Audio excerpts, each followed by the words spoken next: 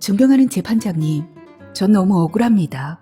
저는 장춘삼 씨를 살해한 혐의로 구속 수감 중인 미결수입니다만 결코 살인자가 아닙니다.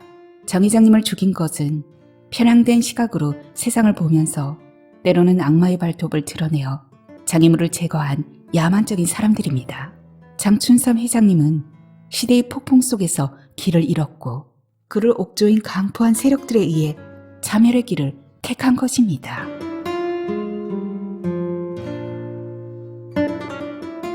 자서전 써주는 여자 강준.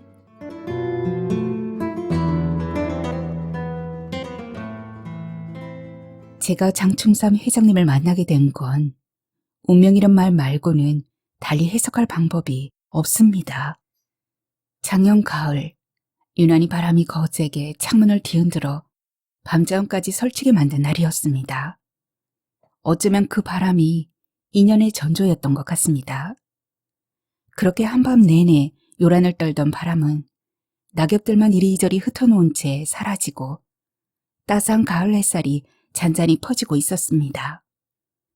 숲을 거쳐온 싱그러운 향기를 길게 들이마신 후 병원 문을 열고 들어섰을 때 로비에는 아침 일찍부터 환자와 보호자들로 가득 차 있었죠.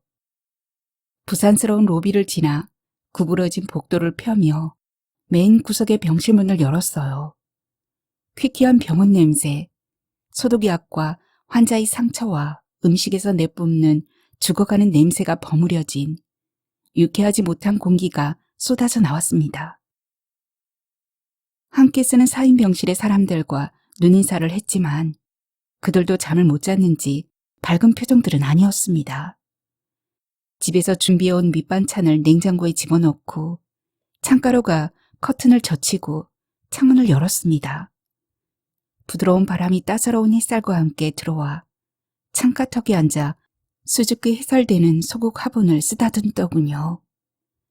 남편도 밤새 잠을 못 이루었는지 아침밥은 손대지 않은 채 잠만 자고 있었습니다. 젓가락으로 몇 번 끼적이다가 밥상을 물리는 남편은 입맛이 없는 게 아니라 살맛이 없는 게 분명했어요. 희망이 없는 건 아닌데 지레 포기해버리는 남편이 미웠습니다. 이식을 받으면 살 확률이 50대 50입니다. 헌데 수치 맞는 사람을 찾는 것도 문제고 시간이 없어요. 다른 부분에 전이 되면 소용도 없고. 의사의 말에 딸과 호주에서 공부하는 아들까지 불러들여 검사했으나 혈액형과 수치가 맞지 않았어요. 장기를 구한다고 여러 군데 부탁은 해놓았지만 막상 구한다고 해도 당장은 그 엄청난 비용을 지불할 방법이 없었습니다. 살 만큼 살았으니 쓸데없는 짓 말라는 남편 말에 속이 부글부글 끓어올랐으나 병실한 사람들의 눈치를 보느라 대꾸도 못하고 집에 와서 펑펑 울다가 잠이 들었습니다. 그렇잖아도 어린애처럼 투정이 많던 남편이었는데 간암으로 판정받고 나서는 짜증쟁이가 됐습니다. 투병하게 되면 누구나 이기적으로 변한다고 하지만 장병에 효자 없다고 간병하는 사람이 더 지친다는 것을 몰라주는 게 야속했지요. 하지만 무슨 일이 있어도 당신 병은 내가 고치겠으니 체념 말라고 신신당부를 했습니다. 물건들을 정리하다 집에서 티슈를 가져온다는 걸 깜빡 잊었어요. 병실을 나서 병원 내 마트를 찾아가는데 안내 데스크 옆 게시판에 시선을 꽂은 젊은 여자의 모습이 눈에 들어왔어요. 그 앞을 지나면서 곁눈으로 슬쩍 보았는데 여러 개의 게시물 중에 간병인 고함이라는 큰 글자가 눈에 들어오지 뭡니까? 저는 요양보호사 자격증도 있고 간병인 경험도 있거든요. 순간 온몸의 전율이 느껴지면서 다리가 굳은 듯 했어요. 내가 다가가자 젊은 여자가 슬쩍 쳐다보더니 자리를 비켜주었습니다. 그런데 간병인의 조건이 특이했어요. 독서를 많이 한 여성. 연락처로 전화를 걸었지만 한 번은 통화 중이었고 재통화를 시도했을 때는 연결음이 비교적 길게 이어졌지만 받질 않았어요. 발길을 돌려 마트에 막 들어서려는데 전화벨이 울렸습니다. 전화 주신 분이죠? 아, 네. 요즘 장난 전화가 너무 많아서 확인하고자 연락드린 겁니다. 전화 건너편의 목소리는 의외로 젊었습니다. 저 쪽지 보고 전화한 건데요. 아, 그러세요. 문의 전화가 많아요. 이력서와 자기소개서 준비하시고 찍어주는 주소로 내일 아침 10시까지 찾아오세요. 몇 가지 여보세요? 말이 다 끝나기도 전에 전화는 끊겼습니다. 남편이 입원한 후로 생활은 엉망이 되었습니다. 보험 계약자들을 만나지 못하니 수당은 점점 줄어들고 독거노인들 관리하는 일에서도 쫓겨났습니다. 그나마 그간 남편 이름으로 들어놓은 보험금을 타서 입원비를 물고 딸 학비에 보태고 보험료 치르고 생활비를 충당하고는 있지만 상상 이상의 수술비를 마련하기란 막막했습니다. 그나마 사정을 아는 딸이 학비 걱정은 말라면서 알바를 시작했고 가이드를 하며 유학을 하는 아들은 병원비에 보태라며 $1,000를 붙여왔어요. 오랜만에 화장대 앞에 앉아 화장품 용기부터 닦았습니다. 고객을 만나려면 늘 화사하게 화장을 했었으나 남편이 입원하고 나서는 먼지가 내려앉을 정도로 팽개쳐 뒀었거든요. 정성 들여 눈화장을 하고 장밋빛 립스틱으로 마무리하고 일어섰죠. 몇 벌의 옷을 꺼내 거울에 비춰보고 나서야 파란색 슈트 정장을 차려입고 지하철을 탔습니다. 빈자리에 앉아 어제 저녁 여러 시간 끙끙대며 만든 서류를 봉투 속에서 꺼내 펼쳤습니다. 가난했던 어린 시절 문청의 꿈을 품고 수필가가 된 사연부터 간병인을 하고자 하는 이유를 2장에 요약적으로 서술했습니다. 면접을 본다는 사실에 생각이 미치자 심장의 박동이 느껴지더군요. 지하철에서 내려 비탈진 골목길을 한참 걸어가다 다리가 파근할 무렵에야 목적지에 다다랐습니다. 굳게 닫힌 철문 위에 CCTV가 설치되어 있었어요. 있는 사람일수록 의심이 더 많은가 봅니다. 초인종을 누르자 문이 열리고 잘 정리된 커다란 정원이 눈에 들어왔어요. 하얀 와이셔츠, 붉은색 넥타이에 자주색 가디건을 입고 단정한 머리에 무스를 발라 멋을 낸 젊은 청년이 서류를 살피는 동안 전 글을 살폈습니다. 수필 가시구, 독서지도사, 보험 설계사, 요양보호사, 스펙이 상당하시네요. 좋아요. 박인욱 씨를 고용하도록 하겠습니다. 거기 계약서에 근무 조건, 보수까지 적어놓았으니 읽어보시고 사인하세요. 그 청년은 서류를 사각봉투 안에 집어넣으며 마른 모래 같은 어투로 말했습니다. 올해 근무할 사람이 필요합니다. 10시 출근, 7시 퇴근입니다. 근무 성과에 따라 봉급도 올리고 보너스도 지급됩니다. 제시한 월급은 예상외로 많았습니다. 저는 회장님의 조카입니다. 회장님의 지시에 따라 회사 일을 관리하고 있죠. 돌보실 분은 회장님인데 아마 이름을 들으면 아실 겁니다. 국회의원까지 지내신 장충자 삼자님이십니다. 장춘삼? 정치에 관심이 없는 제 기억엔 당연히 없는 이름이었습니다. 회장님이 오케이 하시면 내일부터 출근하십시오. 책을 읽어드리고 말벗 해드리는 게 주의 임무입니다. 그리고 12시에 점심, 6시에 저녁을 차려드리시고 식사 후 목욕을 시켜드리면 제가 퇴근해서 교대해 드릴 겁니다. 회장님이 거처하는 방으로 이동하면서 그는 명함을 내밀었습니다.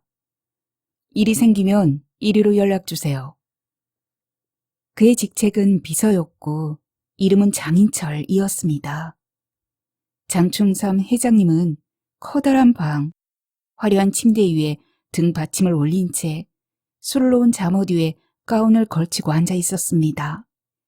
방은 그의 취향인 듯 한쪽 벽면은 책장으로 또 한 면은 골동품 도자기와 그림으로 꾸며져 있었어요. 제 인상이 마음에 들었는지 어색하게 웃었는데 둥글럽적한 얼굴에 대머리에다 두툼한 주먹코가 그리 보기 싫은 인상은 아니었습니다. 몇 년 전 풍을 맞아 오른쪽 손발은 붓기가 빠졌으나 아직도 거동은 불편한 상태였습니다. 거기다 최근에 췌장암 판정을 받았으나 연세도 있고 위험해서 수술 못하고 외국에서 고가의 약을 구해 연명하고 있다고 장비서가 말해주었습니다. 같은 환자라도 남편은 삐쩍 마르고 병색이 완연한데 장 회장님은 영양을 충분히 보충한 탓에 얼굴에서 빛이 났습니다. 남편에게는 보험회사에 다시 나가야 한다고 거짓말을 했습니다.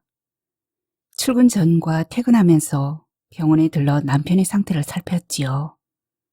병상에 붙어있는 자그마한 책상 위에 노트북을 가져다 놓았으나 다른 병상의 방문객들 때문에 시끄러워서 병실에서는 책 한 줄 읽기가 힘들었지요. 정말 책을 펼쳐본 지도 오래되었습니다. 늦은 시간 귀가해서 빨래며 청소며 집안 정리를 하다 보면 피곤이 몰려와 지인들이 보내준 각종 책의 봉투조차 뜯어볼 여유도 없이 골아 떨어졌으니까요. 환자의 비위를 맞추며 간병한다는 게 보통 체력과 의지만으로 되는 건 아닙니다. 잠깐 화장실을 다녀오는 사이에 돌보던 환자가 침상에서 떨어져 골절상을 입었어요. 환자와 보호자들로부터 당하는 갖은 욕설과 모멸감, 책임을 묻는 병원 측의 태도를 참을 수 없어 요양병원 근무를 그만두었습니다. 쥐꼬리만한 월급에 보잘것없는 사설병원의 시설에 비하면 장 회장님의 병 간호는 양반이었습니다.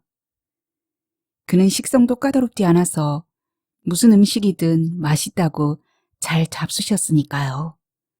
식사하는 모습을 옆에서 지켜보노라면 가족도 없이 홀로 된 처지가 참 딱하게 생각되기도 했습니다.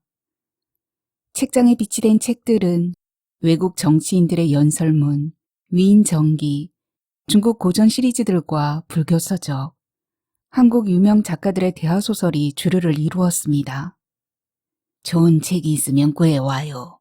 아 참, 내 옛날에 읽었던 외국 소설이 기억나는데 왜 있잖소? 고아인 주인공이 부잣집에 들어가 천대를 받다가 주인집 아가씨와 눈이 맞아서 복수하는 내용인데. 처음에는 어떤 소설인지 언뜻 떠오르지 않았어요. 머릿속에서 여러 생각을 하며 서점을 찾아 고전 명작을 중심으로 소설을 고르는데 폭풍의 언덕이라는 책 앞에서 딱 시선이 멈춰진 거였어요. 회장님이 원하던 책이었죠. 한꺼번에 7권의 책을 구해와 오전, 오후로 나눠 1시간씩 읽어드렸습니다. 회장님은 의식이 또렷해서 한 장을 마치고 나면 주인공의 태도에 대해 자신의 의견을 덧붙이곤 했어요. 요즘은 가물가물하다니까. 어제 어디까지 읽었소? 히스클리프가 캐서린의 올때 아가씨를 데리고 도망가는 장면까지요. 오늘은 13장부터 읽을 차례입니다. 아, 그랬었지? 그건 그 아가씨를 사랑해서가 아니라 복수를 하기 위한 행동이지요. 어서 읽어요. 그는 몸을 지그시 침상에 기대고 왼팔로 오른팔을 주무르며 듣기 모드로 들어갔어요. 저는 안경을 끼고 책상 거치대에 책을 올려놓고 읽기 시작했습니다. 2달 동안 도망간 두 사람은 나타나지 않았답니다. 그 2달 사이에 캐서린 아씨는 내막염이라는 병 중에서도 가장 악성 내막염에 시달렸지만 결국 이겨냈어요. 하나뿐인 자식을 간호하는 어머니라도 그렇게 헌신적으로 간호하지 못할 만큼 에드거 서방님은 지성으로 아씨를 돌보았어요. 그는 밤낮으로 병자 옆에 지켜 앉아 캐서린 아씨가 아무리 짜증을 내도 성가시게 굴어도 끈기 있게 참는 것이었어요. 도대체 히스클리프가 당신에게 무슨 짓을 한 거예요? 당신에게 무슨 짓을 했기에 그렇게 미움을 사는 거예요? 차라리 이 집에서 나가라고 하는 게 낫지 않겠어요? 여기까지 읽었을 때 콧소리가 들렸어요. 처음에는 잘 버티더니 체력이 떨어지는지 요즘은 30분을 이겨내지 못하고 잠의 포로가 되고 맙니다. 어느 날은 잠든 틈을 타서 세탁물들을 마당 빨랫줄 위에 널고 나서 안락의자에 앉아 모처럼 나온 햇볕을 즐기다가 깜빡 잠이 들었지 뭡니까? 징징 울리는 차인벨 소리를 잠결에 듣고 후다닥 달려갔습니다. 뭐하고 있었소? 한참을 눌렀는데. 마당에 빨래 널고 있어서 못 들었어요. 오늘은 오랜만에 햇볕이 난 것 같군. 회장님은 생기가 솟는 듯 기지개를 켰습니다. 예, 봄날 같아요. 회장님, 과일 좀 내올까요? 아니야, 나 마당에 데려다 줘요. 누워만 있었더니 좀이 쑤셔서. 지난번 풀어놓은 비단이 잉어와 꽃나무들은 잘 자라는지 보고 싶구만. 휠체어를 가져다 놓고 부축하려는데 거부를 하며 왼쪽 팔과 다리를 이용하여 옮겨 앉았습니다. 운동을 안 하니 체력이 날마다 떨어지는 것 같아. 아프기 전에는 매일 아침 일찍 뒷산 약수터까지 뛰어다니곤 했는데 말이야. 그래서인지 목욕시킬 때 본 그의 팔과 하체는 젊은이처럼 탄력이 있었어요. 두툼한 털 스웨터를 입히고 무릎 담요를 덮고서 마당으로 나왔습니다. 참 날씨 좋구만. 축구장을 만들어도 될 만큼 정원은 넓고 깨끗했습니다. 잔디를 깐 마당을 중심으로 화단이 있고 물고기들이 뛰어노는 연못과 수령이 꽤 되는 키 큰 나무들이 있는데 정원사가 일주일에 한 번씩 드나들며 관리를 했습니다. 휠체어를 끌고 연못에 다다르자 회장님은 잉어 먹이를 한 손으로 들고 뿌리면서 소리쳤어요. 이야, 저거 끔뻑이는 것 좀 봐. 저 녀석 아주 잘 먹어서 통통해졌구만.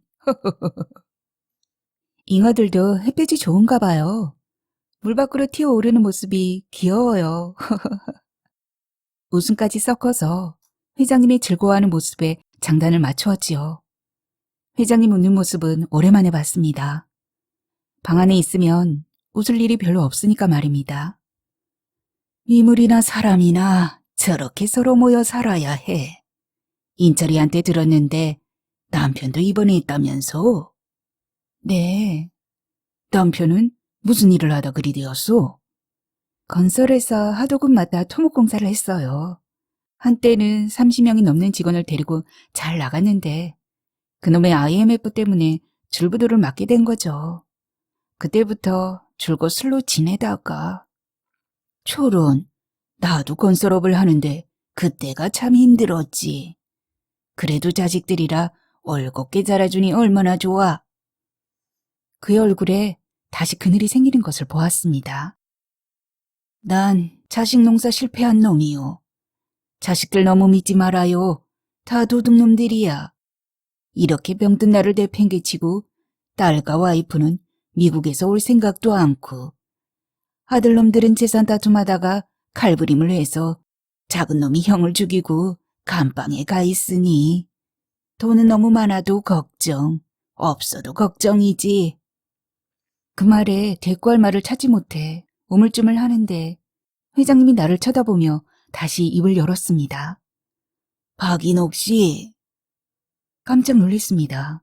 제 이름을 불러준 것은 처음이었으니까요. 지난번 읽어주었던 소설 있지 않은가? 폭풍의 언덕. 그 남자 주인공 이름이 뭐였지? 히스클리프예요.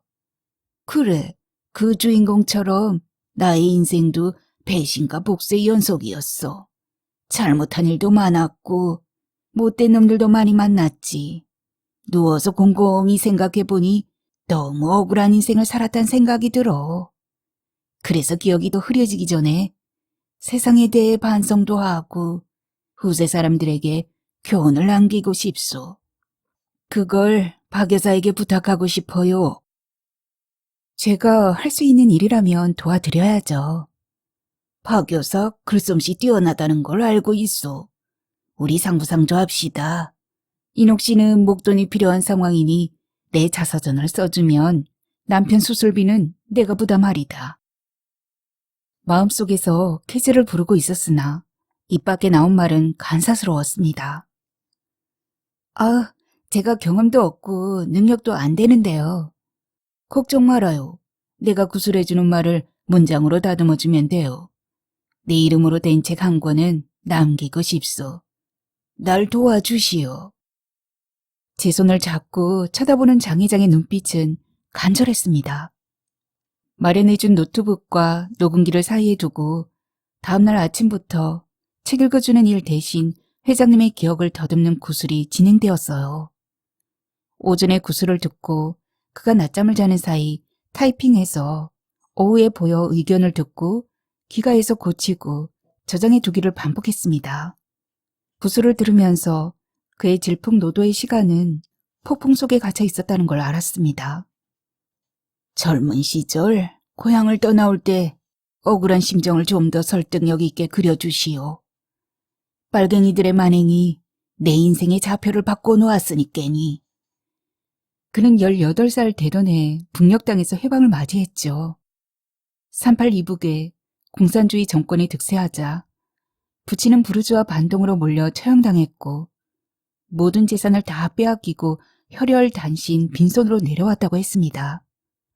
건설 현장으로 노숙자 생활을 하다가 공산당 빨갱이를 잡는다는 모집 공고를 보고 서북 청년단 일원이 되어 제주도로 내려갔어요. 그리고 경찰에 배치되어 매일 상부의 지시에 따라 빨갱이 소탕 작전에 나섰답니다. 그는 그 시절의 영웅담을 평소와는 달리 이북 사투리까지 써가며 생생하게 구술했습니다.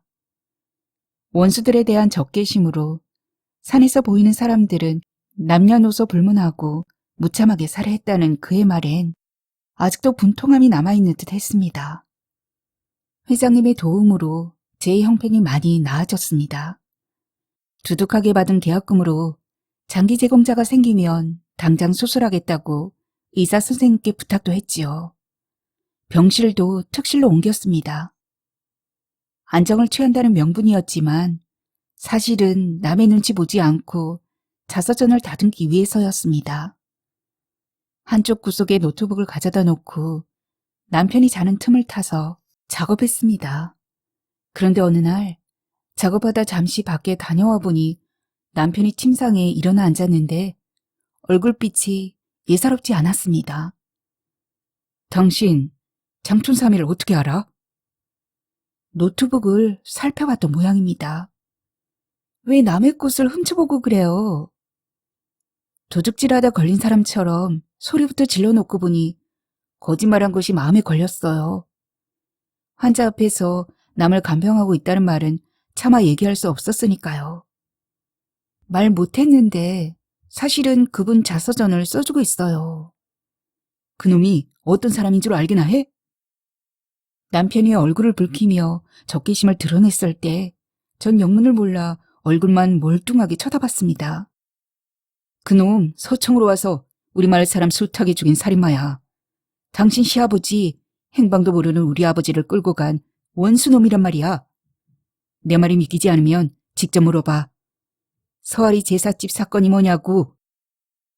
그제야 남편의 고향이 제주도라는 걸 깨달았습니다. 그 사건 때문에 모친은 어린 딸과 피덩이를 안고 육지로 도피해서 무진 고생했다는 얘기를 들은 생각이 났습니다.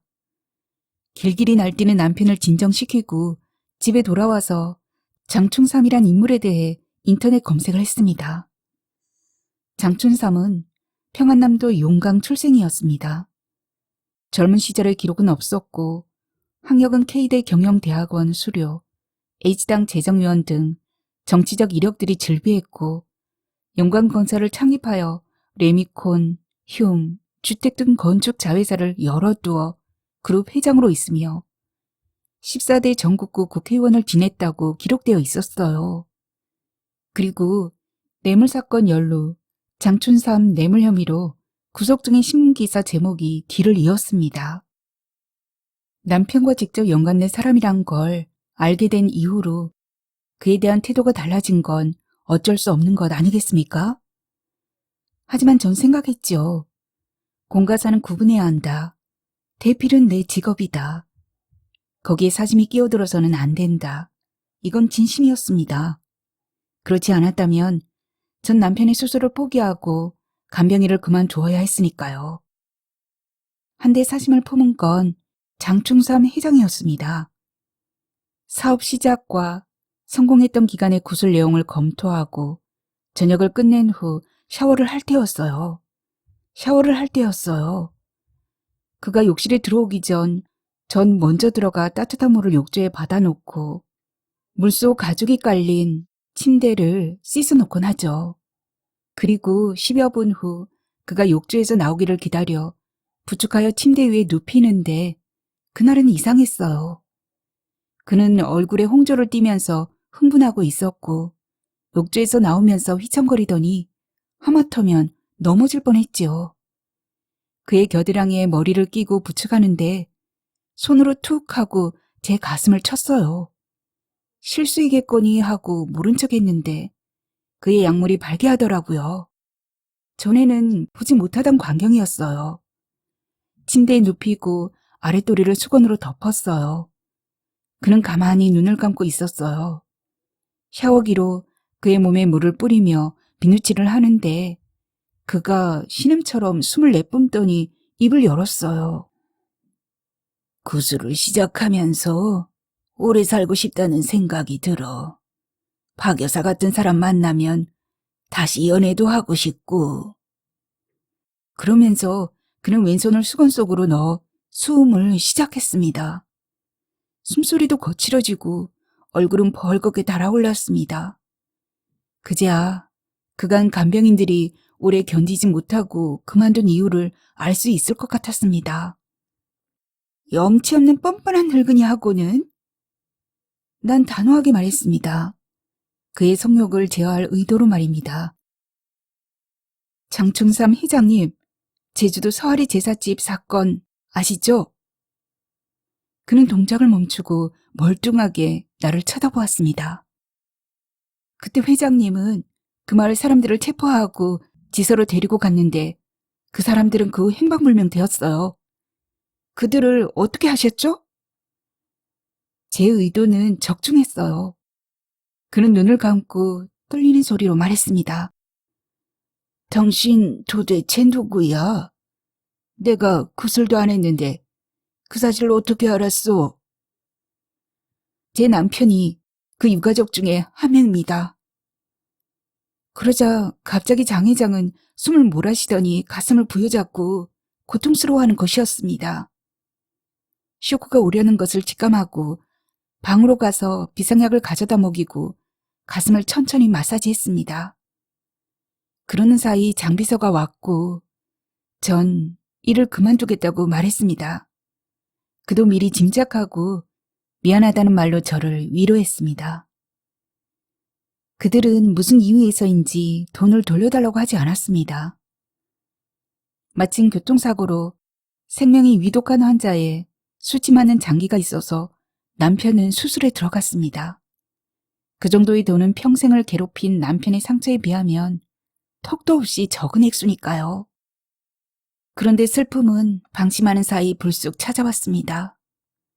수술은 잘 끝났는데 남편은 마취에서 깨어나지 못한 상태로 10여일을 견디다가 결국 세상과 이별하였습니다.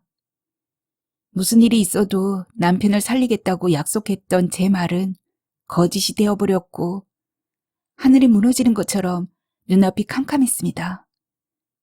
그렇게 경황 없이 장례를 치르고 나서 자식들이 일상에 복귀하자 저도 살 길을 찾아야 했습니다.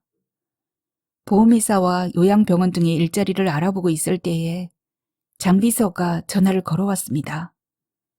그때서야 장례식 때 용강그룹 장충삼 회장 이름으로 보낸 조화와 장비서가 조문을 와서 일이 끝나면 회장님이 한번 뵙자고 한다는 말이 생각났습니다. 큰일 치러서 상처가 깊을 텐데 어찌 괜찮소? 회장님은 마치 자신 때문에 남편이 죽은 것처럼 죄스러워하는 표정을 지으며 위로를 했습니다. 죽은 사람은 죽은 사람이고 산 사람은 악착같이 살아야죠. 여러모로 걱정해 주셔서 고마웠습니다. 박 여사의 근황을 들으면서 나도 많이 반성하고 있어. 오래 살아야 할 사람들은 일찍 가고 죄 많은 나 같은 사람은 안 죽으려고 연명하고 있으니 이제 나도 얼마 남지 않았소.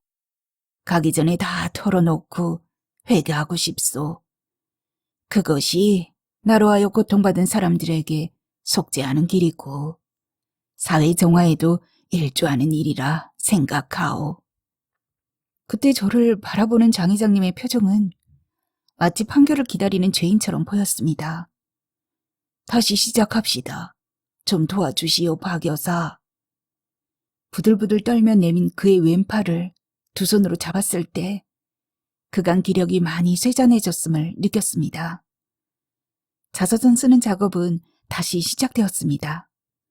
변화라면 샤워는 장비서가 맡기로 했다는 것입니다. 먼저 서아리 사건에 대해서 털어놓았습니다. 그 당시는 미군정 시대였어. 미국이 이승만을 앞세워 남한 단독 정부를 세우려고 할 때인데 제주도에서 남로당 일파의 선동과 방해로 선거를 못 치르게 되었지. 빨갱이를 소탕하라는 명령이 내려졌지만 그들은 산으로 숨어서 저항했어. 공비토벌 결과가 지지부진하자 상부에서 불호령이 떨어졌어. 그와 동시에 서청대원들 중 전공이 많은 자는 경찰로 특채한다는 소문이 나돌았지. 채찍과 당긴을 동시에 준 거지. 그런데 내가 서아리 관할 지역인 애월지사에 배치받아 근무하고 있었는데 그날 밤 폭도가 나타났다는 첩보가 들어왔어. 무장하고 동료 대원과 상가 마을 서아리로 가서 확인해보니 어느 집에 제사를 지내는데 폭도들이 와서 밥이랑 재물들을 모두 가져갔다는 거야.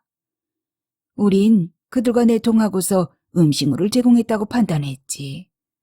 거기 모인 사람들 신원을 확인하는데 남편이 행부린 젊은 여자가 있었어. 우린 그 여자와 제사집 주인과 체포에 거세게 항의하는 사람 등 셋을 포승줄에 묶어 지소로 호송했어. 가는 도중에 갑자기 가운데 놈이 똥이 마렵다며 잠시 포승줄을 풀어달라고 했소. 동료 대원은 안 된다고 했지만 난 순진하게 풀어줬지. 달이 밝은 밤이었지.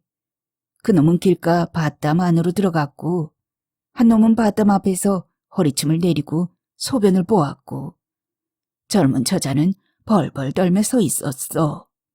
난 조금 떨어져 담배 한 대를 피우고 있었는데 똥 싸러 간 놈이 튀어 하는 신호에 오줌 싸던 놈이 허리춤을 자꾸 달아났어. 동료와 난 잽싸게 총을 들어 쏘았어. 두 놈이 쓰러지자 젊은 여자는 겁에 질려서 꼼짝 못하고 있었지. 헌데 동료 정가는 그 여자를 유체밭 안으로 끌고 가 욕정을 채웠어. 총 맞은 사람을 확인했는데 한 놈은 머리에, 한 놈은 가슴에 관통상을 입고 즉사했더군. 그 모습을 보자 온몸이 떨려서 담배만 빨았어. 헌데 잠시 후 다시 총소리가 났는데 후안을 두려워한 정가의 짓이었어. 그는 생생하게 그날 일을 기억하고 있었습니다. 그중에 남편도 보지 못한 시아버님이 있었겠지만 전 덤덤하게 기록만 했습니다. 그리고 그들은 곧장 지서로 가서 삽과 곡괭이를 가져와 아무도 몰래 그들을 묻었다고 했습니다. 남편은 평생 하늘 안고 살다 갔습니다. 지금이라도 돌려주세요. 회장님은 잠시 생각에 잠기더니 이내 결심한 듯 말했습니다. 그래, 갑시다. 세월이 오래 지났지만 기억을 더듬으면 찾을 수 있을 거요. 헌데 인철이한테는 그냥 여행 가는 것으로만 해줘요. 이런 사실을 신우이한테는 알려야 할 것 같아서 회장님에게 양해를 구하고 동행하여 제주도로 갔습니다.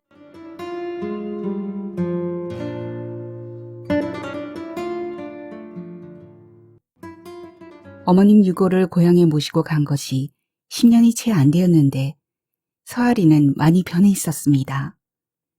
아프기 전에는 가끔 들렀다는 회장님도 도시처럼 변해가는 모습에 놀라워했습니다. 우리가 도착한 곳은 농원으로 변해 있었으나 주변에 큰 나무와 삿갓처럼 생긴 돌바위 등을 유추하며 장 회장님은 유골이 묻힌 곳을 가리켰습니다. 농장 주인의 허락을 얻어 그날 밤 몰래 포크레인을 이용해 세구의 유골을 발굴해냈습니다. 신우이는 누가 들을까봐 손등으로 입을 막고 울었지만 전 남편 생각에 말없이 눈물만 흘렸습니다. 회장님도 휠체어에 기댄 채 지켜보다 손수건을 꺼내어 눈가를 훔치더군요. 내가 회개한다고 용서가 될까? 진심으로 참회하는 사람에게 누가 돌을 던지겠습니까? 잘하셨습니다. 고맙습니다. 그런데 영원한 비밀은 없었습니다. 서울에 올라와 유골의 감정 결과를 기다리는 동안 지역신문에 서아리 사건과 유골이 발견되었다는 기사가 특종으로 보도되었습니다. 유족들과 신우이가 인터뷰를 했고 장 회장님의 이름이 이니셜로 나왔습니다. 그로부터 회장님을 찾아오는 사람이 많아졌습니다. 대개가 노예한 정객들과 가슴에 훈장을 달고 다니는 퇴역 군인들이었고 개중에는 TV에서 가끔 봤던 이름 있는 정치인들도 있었습니다. 들리는 대화 내용과 상기된 표정으로 보아 그들은 문병을 온 것이 아니라 회장님을 힐난하거나 위협하는 것 같았습니다. 손님 치레를 마치고 퇴근 인사하러 회장님 방에 들어간 날이었습니다. 괜히 손님 불러드려 부산스럽게 미안해요. 아닙니다. 제가 괜한 일을 저질러서 회장님을 욕보이는 것 같습니다. 그들이 이러는 이유가 있어. 장비서에게 입단속을 시켰는데 자서전 어쩌고 하는 바람에 지레 겁먹고 저러는 거야. 헌데 아까 정대찬 봤지? 대통령 후보로 유력한 인물 말이야. 예, TV에서 본 것보다 훨씬 젊은데요. 사람은 속과 겉이 다른 거야. 그 사람과 난 애증 관계가 많거든. 같은 이북 출신이고 정치도 함께 했고 그 사람 때문에 감방에도 갔지. 헌데 그 사람이 제일 속 탈 거야. 왠지 알아? 저는 무슨 소리가 이어질까 궁금해서 회장님 입만 쳐다봤습니다. 서아리 사건 때 그 동료가 정대찬이거든. 전 못 들을 이야기를 들은 것처럼 머릿속이 텅 비어가는 것을 느꼈습니다. 그 후로 회장님은 주로 사업을 하면서 만났던 정치인들과의 인연을 구술했습니다. 당신이 뇌물 사건으로 전과자가 되었으나 그것은 정치적인 야합의 결과물이었다는 것을 서류와 녹취록 등을 보여주며 진상을 얘기했습니다. 원고를 출판사에 넘긴 날, 전 이제 일을 그만둬야 할지를 물었습니다. 회장님은 이승을 떠나는 날까지 당신의 곁을 지켜주었으면 좋겠다고 말을 했어요. 회장님도 후련했는지 그날은 수고했다며 제게도 그 비싼 와인을 한 잔 권해주셨습니다. 그런데 며칠 뒤 오후 장비서한테 전화가 왔습니다. 지방 출장을 가 있는데 사정이 생겨서 밤늦게나 도착하게 될 것 같으니 바쁜 일이 있으면 먼저 퇴근하라고 했습니다. 허나 딱히 할 일도 없고 올 때까지 기다리겠다고 했죠. 회장님의 인간적인 면모를 알게 되면서 존경하게 되었고 애련의 감정이라 할까요? 한편으론 측은하게 생각되기도 했습니다. 식사 후 저는 아무 생각 없이 회장님에게 샤워할 것인가 물었고 그래주면 고맙겠다고 했습니다. 수증기가 안개처럼 뽀얗게 거울을 덮을 즈음 회장님은 수건으로 앞을 가린 채 절뚝이며 들어오고 말씀했습니다. 출판사에 몰래 넘겼지만 인철이가 곧 찾아낼 거야. 지금은 나한테 충성하고 있지만 결국 그들은 한패야. 서로 끌어주고 밀어주지 않으면 사업이나 정치가 돌아가지 않아. 참, 제목은 생각해 보셨어요? 출판사에서 독촉 전화가 여러 번 왔어요. 회장님은 탕 안의 따뜻한 물속에 깊숙이 담그고 있던 얼굴을 내밀었습니다. 박 여사가 말한 폭풍의 숲에서 길을 잃다. 이상 좋은 걸 생각할 수 없어. 그걸로 해요. 예, 그렇게 전달하겠습니다. 회장님은 침상에 누워 눈을 감은 채 아무 말도 하지 않았어요. 그날은 정성 들여 회장님을 씻겨드리고 안방으로 모셔드렸습니다. 회장님께 간식과 와인 한 잔을 가져다 드리고 나서 전 욕실을 정리하고 샤워를 했습니다. 거기서 샤워를 한 것은 처음이었습니다. 쏟아지는 물줄기를 온몸으로 맞으면서 희열이 피어오름을 느꼈습니다. 해냈다는 성취감, 두둑하게 받은 원고료, 그리고 책이 출간되고 나서 나타날 반응 등 여러 가지 생각이 스치면서 마음이 한껏 부풀어 오르고 엷은 흥분까지 느꼈습니다. 저절로 콧노래가 나왔고 적당히 따스한 물줄기가 살갗에 부딪히는 쾌감을 즐기는데 이상한 예감이 들었습니다. 샤워 꼭지를 잠그고 입구 쪽을 보니 열려있는 문 앞에 잠옷 차림의 회장님이 휠체어에 앉아 쳐다보고 있었습니다. 깜짝 놀라 몸을 움츠리며 회장님! 하고 소리쳤지요. 그런데 회장님은 피하기는커녕 애절하게 저를 보며 말했습니다. 난 이승에서 할 일을 다 한 것 같소. 이제 곧 죽어도 여한이 없소. 순간 지난번 일로 진단을 받았을 때 심근경색 증세까지 있어서 격한 감정은 위험하다는 장비서의 말이 생각났습니다. 회장님, 이러시면 위험해요. 인옥 씨, 사랑하오. 당신을 처음 본 순간 내 마음이 떨렸소. 허나 당신은 유부녀였고 늙은이가 주책이라 할까봐 말을 못했소. 오늘이 아니면 다시 이런 기회가 없을 것 같소. 내 마음을 받아주시오. 그러면서 그는 다이아몬드 반지를 내밀었습니다. 심장은 떨렸고 왈칵 눈물이 났습니다. 이성으로부터 사랑한다는 말을 들은 지가 정말 오랜만이기도 했지만 회장님은 이미 결연한 결심을 했다고 생각되기 때문입니다. 난 지금도 그들의 압박을 견디기 힘도. 책이 출간되고 나서 고통을 받느니 단 10분이라도 당신 품에서 행복을 느끼며 가고 싶소. 그렇게 두려우시면 책 제작을 중단시키면 되지 않습니까? 살면 얼마나 더 살겠다고. 그건 나의 반성문이고 더러운 곳을 씻을 정화수요. 내 운명은 내가 잘 아오. 오래전부터 죽음의 방법을 생각해왔소. 제발 도와주시오. 회장님의 진심을 거부할 수 없었습니다. 휠체어를 끌고 안방으로 가 회장님의 가운을 벗기고 자리에 눕혔습니다. 그는 미리 약까지 먹은 것 같았습니다. 그렇지 않고서야 병든 노인의 그것이 그렇게 부풀어 오를 수가 없죠. 그의 몸을 정성껏 애무했습니다. 그의 얼굴이 달아오르고 신음소리 내며 희열을 느낄 때 그를 내 몸 안으로 받아들였습니다. 몸을 움직이자 그의 호흡은 거칠어지기 시작했으나 전 차마 마주 바라볼 수 없어 눈을 감았으나 눈물은 하염없이 몸을 타고 흘러내렸습니다. 어느 순간 짧은 탄성이 들리고 눈을 떴을 때 그의 얼굴에 웃음꽃이 번지면서 숨이 차츰 사그라드는 모습을 보았습니다. 식어가는 그의 몸을 한참 부둥켜 안고 울다가 젖은 수건을 가져다 그의 몸을 깨끗이 닦고 나서 장비서에게 전화를 걸었습니다.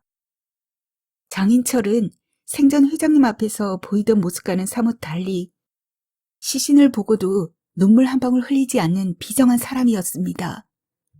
그는 여러 곳에 전화를 한 후 심각한 얼굴로 제게 다가와 냉갈령을 부렸습니다. 자서전은 출판되지 않을 겁니다.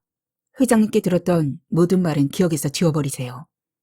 그걸 발설했다간 무슨 일을 당할지 모릅니다. 그리고 장례식은 우리가 알아서 치를 테니까 다시 얼씬하지 마세요. 그간 수고 많았습니다. 집에 돌아와 며칠을 알아 누웠습니다. 그러나 회장님이 스스로 택하신 운명을 생각한다면 자서전을 출판하는 게 옳다고 판단했습니다. 그래서 따로 저장해둔 원고로 다른 출판사를 찾아 제작하여 회장님의 뜻을 이루었습니다. 그러자 세상은 발칵 뒤집혔습니다. 찾는 사람이 많았지만 전 산속의 저를 찾아 남편과 회장님의 명복을 빌며 지냈습니다. 그러나 절집 생활도 속세와 완전 절연할 수는 없어서 가끔 읍내 5일장에 다녔는데 거기서 발각되었습니다. 언젠가부터 감시당하는 낌새를 느끼고 한 번쯤 거처를 옮기려 차를 몰고 나오는 도중에 교통사고를 당했습니다. 그래서 중상을 입고 석 달을 병원에서 지냈습니다. 차를 받은 사람은 실수라고 했지만 그건 저를 죽이기 위한 어떤 세력의 치밀한 계략이라고 생각합니다. 의식이 돌아온 즉시 경찰에 신변보호 요청을 했지만 정인철은 저를 살인 및 출판물에 의한 명예훼손죄로 고발했습니다. 존경하는 재판장님, 저는 가치몸이 되었지만 제가 한 행동은 부끄럽지 않습니다. 비록 짧은 인연에 제 사랑이 미진했을진 몰라도 한 인간에게 사랑받았던 건 진실입니다.